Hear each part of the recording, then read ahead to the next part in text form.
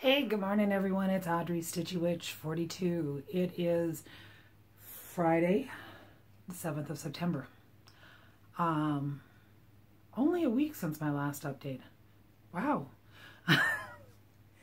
Anyway, I wanted to start off this video by giving you a quick health update. We think we have an answer. One that I can live with, and I like that. Anyway, I mentioned that I was going to see my doctor. He was going to do a spirometer test, which is the test that they do to check the capacity of your lungs. It's computerized now. They actually had it set up on a computer screen, and they give you the mouthpiece that you blow into. And on the screen there's this tree that's covered with leaves, and behind the leaves are little birds. And the whole idea is you're supposed to blow off as many of the leaves as you can and expose the birds. And if you don't blow hard enough in the machine, it gives you snarky replies like, "Is that the best you could do?" Maybe they just set it to snark for me. I don't know. It took me 4 tries. But finally, the 4th try, the computer comes up and says, "Good job." Anyway, according to my doctor, my lung capacity is very, very good. And all the results from the nuclear stress test, my heart is very, very good. So that leaves us with the question of, what the heck is going on? Well, talking with my doctor that day, I don't remember whether he asked or I volunteered it or whatever, but I said, you know, occasionally I have heartburn. And when I mean occasionally and heartburn, it's momentary. It's not something that lasts. It's not something that I go get a Tums or anything to take to get rid of it. It's just like, oh, okay, and it's gone. That fast. And he looked at me and he goes, "I think it's your esophagus, and I think it's acid reflux." Oh. So he explained to me, where your esophagus meets your stomach, it is a thicker, more fibrous membrane. Can handle the stomach acid. But as your esophagus moves up to your throat, it gets softer and less fibrous. And when the acid reaches up to that, it can get irritated. And when it gets irritated enough, it can start spasming and mimic a heart attack. So there you go. I have been on Protonics for, this is day 6th. Yes, I'm still having some issues where my chest hurts, but that's apparently normal because it's calming itself down. And when I say when my chest hurts, it hurts here, right here where my hand is. And it hurts across my chest and it hurts across my back. But as these things have happened and I'm less inclined to think, oh my God, I'm actually having a heart attack, I'm starting to pay attention to what I'm feeling. And yes, it does feel like it's my esophagus because it also feels tight up here. Anyway, we're working on it. I am feeling somewhat better. Less stressed for sure. There you go. So, what have I done in this past week? Well, yesterday I went up to Acorns and Threads. It was our monthly meetup. Not everybody was there. We had a couple of new people there, though. Diane and Anna. And I want to say I've seen Anna before. Whether she just shops there or not, I know I've seen her before. Darlene was there. Linda Jo was there. Michelle, Stitchy Shell 1988, and her soon-to-be daughter-in-law Stephanie, who is a fairly new stitcher. My sister Patty was there.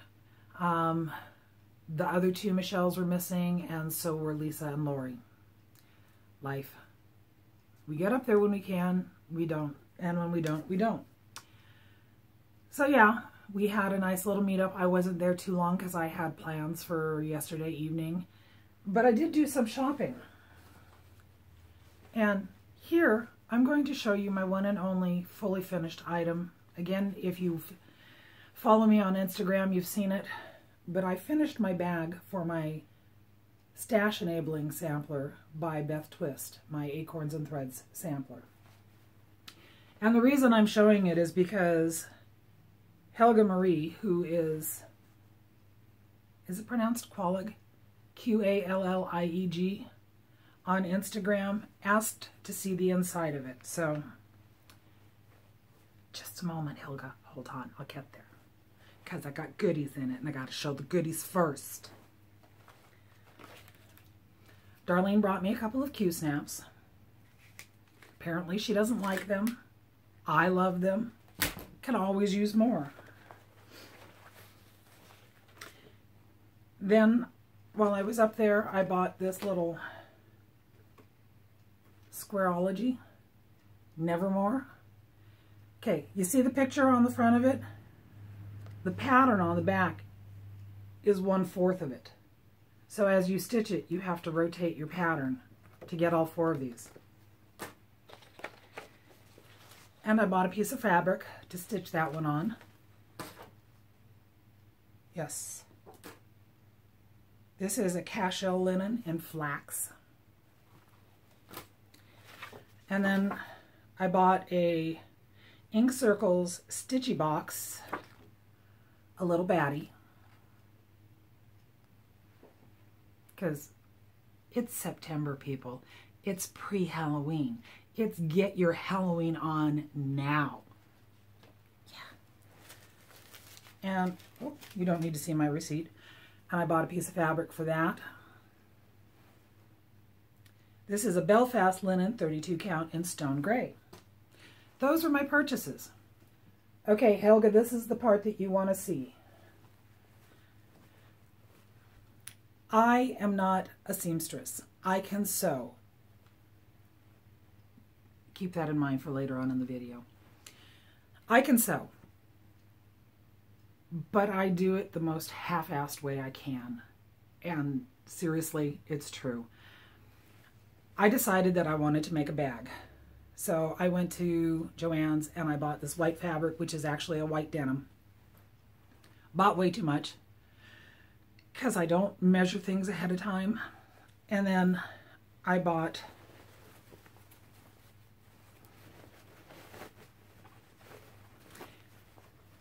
Harry Potter fabric.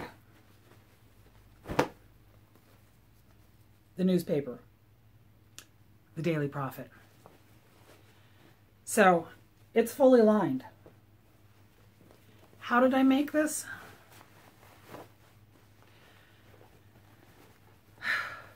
I didn't have a pattern. I had an idea in my head.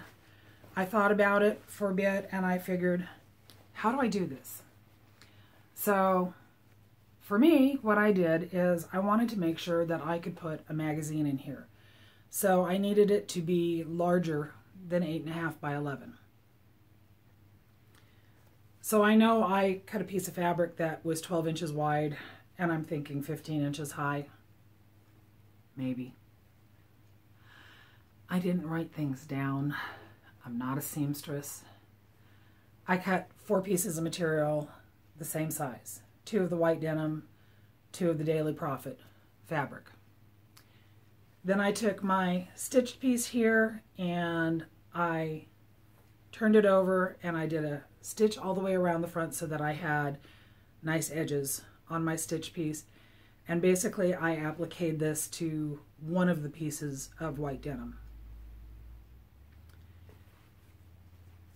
That was the only part that I was really paying attention to, was to make sure that I got that piece centered on the white denim. Then I stitched one piece of white denim to the Daily Prophet fabric, did the same thing with the other one, laid those two so that they were face to face, and I did a running stitch all the way around, leaving an opening here at the bottom of the Daily Prophet material. and a little bit on the side for my ribbon to go through.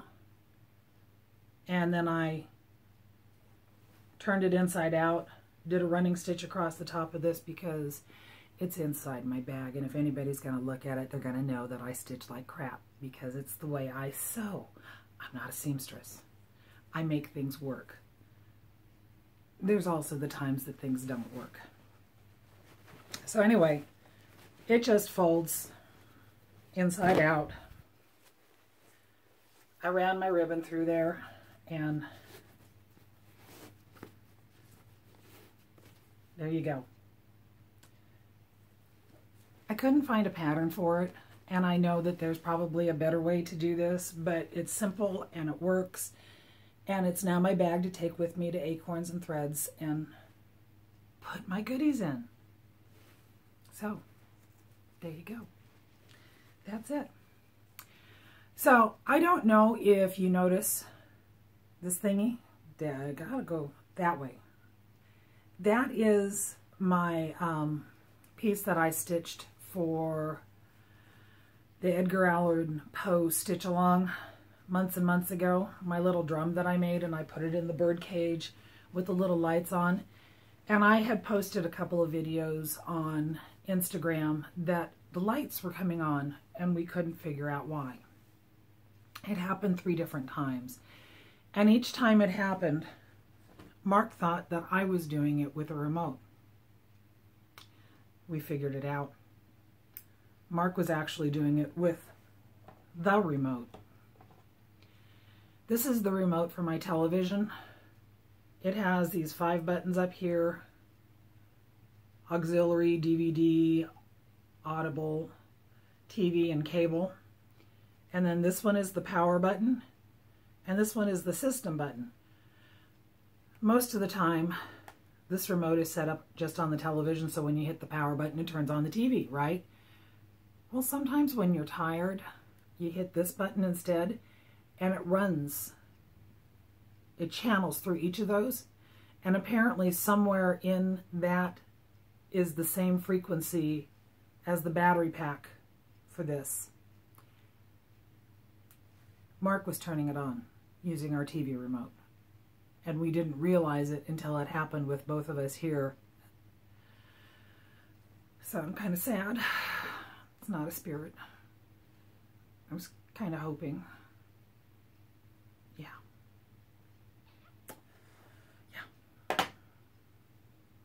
So, sorry I'm taking a moment. Anyway, the main reason that I wanted to do this video today, because tomorrow is the 8th of September, and it will be my 1-year floss tube anniversary. 1 year. Mind-blowing. I mean, mind-blowing. When I started doing these videos, I only thought that I was going to do a couple of them. And wow, these videos started an adventure for me that I am just thrilled has taken place.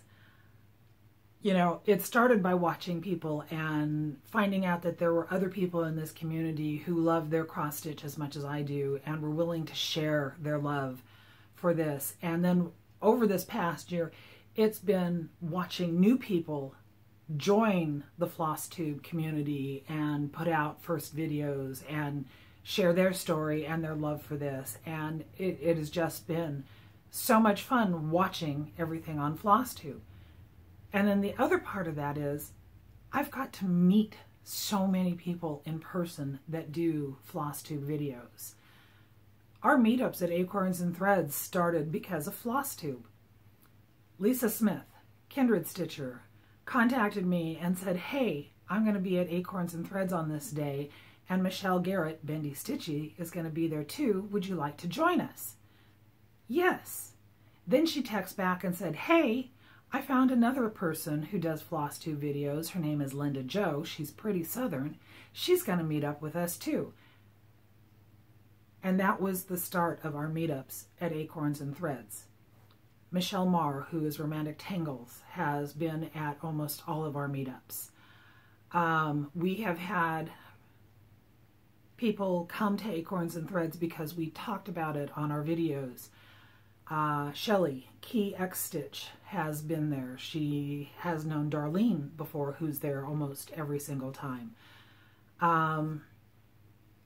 Melanie Smith, Yarns and Threads, has come to Acorns and Threads to meet up with my sister Patty, and Lisa and Michelle, I think, was the ones that she knew was there.